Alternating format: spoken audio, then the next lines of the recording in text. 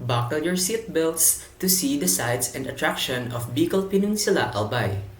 It proudly boasts of its variety of beautiful and natural wonders, mountains, hills, waterfalls, caves, river systems, hot springs, beaches, and more that serve as stage for various activities and adventures. Mount Mayon got its name from the Bicolano folklore about a beautiful lady named Daragang Mayon.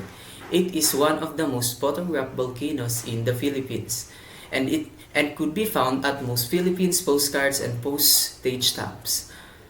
Because of its almost perfect cone and outstanding landscape, UNESCO hailed Mayon as the cornerstone of Albay Biosphere Reserve. Daraga Church, or otherwise known as the Church of Nuestra Señora de la Porteria, Our Lady of the Gate, is an iconic structure with stunning views of the sea and the Mayon volcano. Hailed as a national cultural treasure in 2007 by the National Historical Institute, it is one attraction that must be first on your list before entering the capital of Legazpi. The Daraga Church is situated in the town of Daraga, Albay. It is known for its very unique Baroque architecture that can only be seen in a number of churches in the country.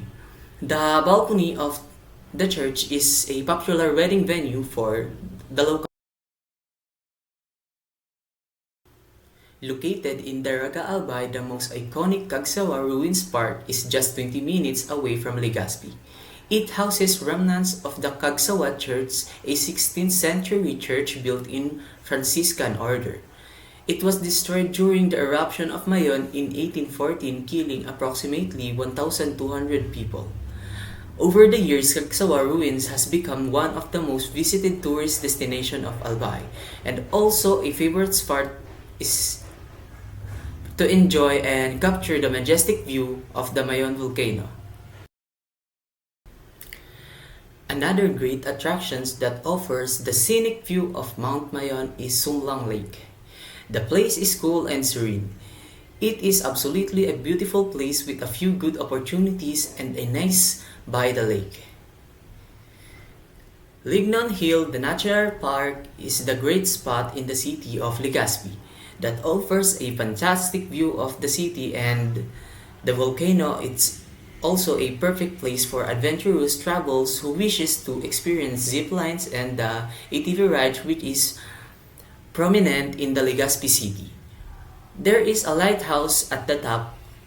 The people who want to see the city of Legazpi, the Daraga River, the Albay Gulf, and the Mayon volcano can go to the view deck. You can also find some restaurants and a few souvenir shops around. If you plan to unwind on the weekend after a busy week at work, this eco park is perfect for you. The park is surrounded by nature, making it relaxing. But it also has adrenaline pumping activities that anyone should not pass on. When you want to dive into the waters of Albay, the Misibis Bay is ready for all those looking to balance tranquility and adventure. This resort is located in Bangakay, Albay is truly amazing place to relax under the palm trees or the adventure in the sun. Also thrill over the countless activities within the resort island or beyond.